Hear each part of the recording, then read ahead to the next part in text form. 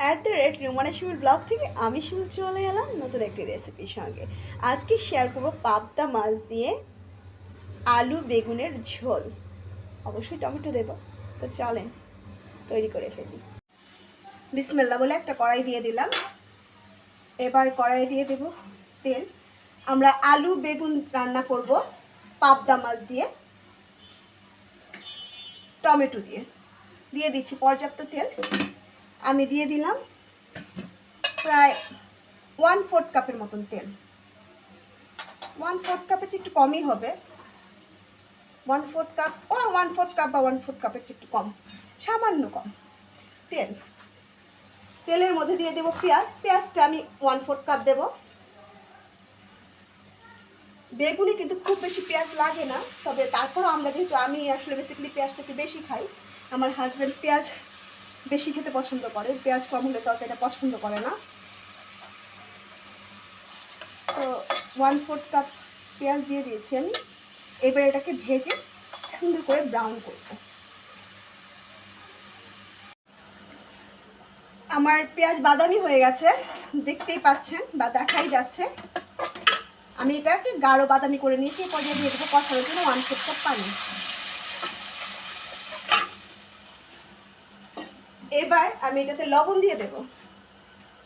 আমার রিকোয়ারমেন্ট অনুযায়ী বা প্রয়োজন অনুযায়ী আমি লবণ দিব। লবণটা অবশ্যই মাপ ছোকের কিছু নাই, আমি হাফ চামচ দিয়েছি। আপনার বেশিও লাগতে পারে, কমও লাগতে পারে, আপনার সবজির উপর ডিপেন্ড করে। সেটা দিয়ে দিচ্ছি। যেহেতু আমি টমেটো দিয়ে রান্না করবো, এখানে আমি কোনো জিরার ব্যবহার করব না, জিরা দেব না। ধনে গুঁড়া দিয়ে দিচ্ছি ভরে ভরে 3 চামচ, অবশ্যই ছোট চামচের। হলুদ গুঁড়া দেব, দেখেন, আর 1.5 চামচের একটু বেশি। আর দিয়ে দেব মরিচ। মরিচটা অবশ্যই রিকোয়ারমেন্ট অনুযায়ী আপনারা যতটুকু খেতে পছন্দ করেন। আমার বাসায় একটু ঝালঝালি খায়, সে কারণে আমি একটু 2 চামচ দিচ্ছি। আর অনেক সময় দেখা যায় যে মরিচের ঝালও কিন্তু সবারটা একরকম না, এক এক মরিচের ঝাল বা ঝাঁঝালোটা এক এক রকম হয়, ঝাঁঝালো টেস্টটা। তো আপনারা আপনাদের পছন্দ মতন মরিচ দেবেন। এবার আমি সুন্দর করে কষিয়ে নেব, ততক্ষণ পর্যন্ত কষাবো যতক্ষণ পর্যন্ত তেলগুলো উপরে ভেসে না ওঠে, তেল উপরে ভেসে না ওঠে।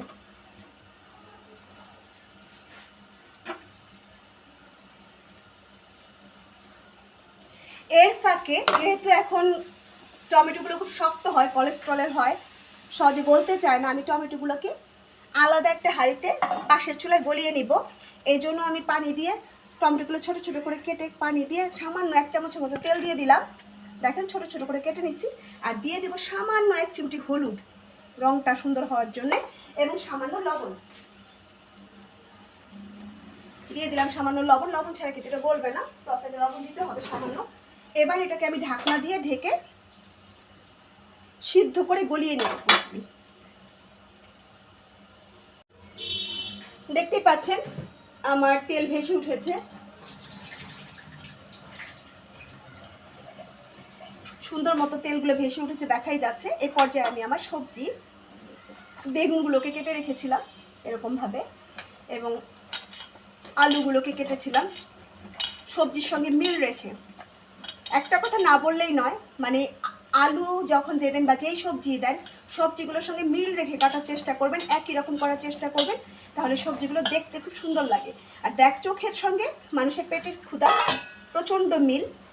চোখে সুন্দর লাগলে, নাকে ঘ্রাণটা ভালো আসলে রান্নার, দেখবেন খিদা কিন্তু দ্বিগুণ বেড়ে যায়, আর খাওয়ার পর তৃপ্তিটাও দ্বিগুণ আসে। ভালো করে মিশিয়ে নেব। এবার পানি দিয়ে, আমি হাফ কাপের মতো পানি দিলাম, দিয়ে এটাকে ঢাকা দিয়ে রেখে দেব সেদ্ধ হওয়া পর্যন্ত। যদি লাগে আমি প্রয়োজনে আরও পানি দেব। আপাতত আমি ঢেকে রেখে দিলাম। 5 মিনিট পর খুলে দেখব কি অবস্থা। চলে এলাম 5 মিনিট পর।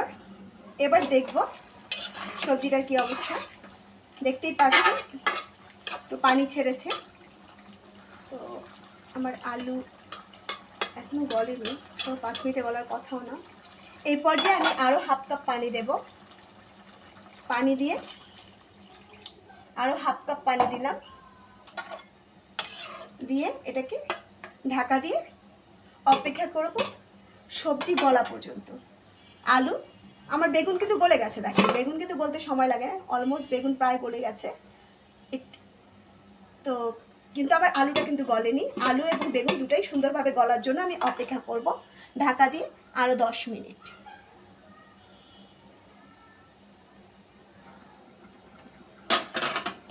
চলে এলাম 10 মিনিট পর। সবজিগুলো একদম কালার চেঞ্জ হয়ে গেছে, বোঝাই যাচ্ছে গলে গেছে। তারপরও আমি ওভার শিওর হওয়ার জন্য আলুটা একটু চেপে দেখছি। দেখুন আলু একদম গলে গেছে, বেগুন তো অবশ্যই গলে গেছে। এই পর্যায়ে আমি টমেটো দিয়ে দেব। দেখেন আমি টমেটোগুলোকে সুন্দর মতো করে চেপে চেপে চেপে চেপে গলিয়ে নিয়েছি।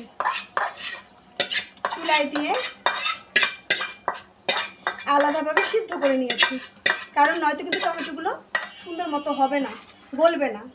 আর বেগুনের তরকারিতে টমেটো দিলেই দেখবেন স্বাদটা দ্বিগুণ হয়ে যায়। তো দিয়ে দিচ্ছি টমেটোটা সুন্দর করে মিশিয়ে দেব। সুন্দর করে মিশিয়ে দিলাম। এবার এটাতে ছেড়ে দেব মাছ। ভেজে রাখা মাছগুলো আমি এটার মধ্যে দিয়ে দিচ্ছি। আমি মাছ ভেজে নিয়েছিলাম, দেখুন আমি পাবদা মাছ ভেজে নিয়েছি।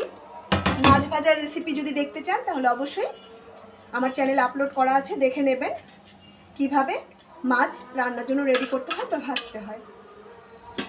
ঢেকে আরও রান্না করব 10 মিনিট।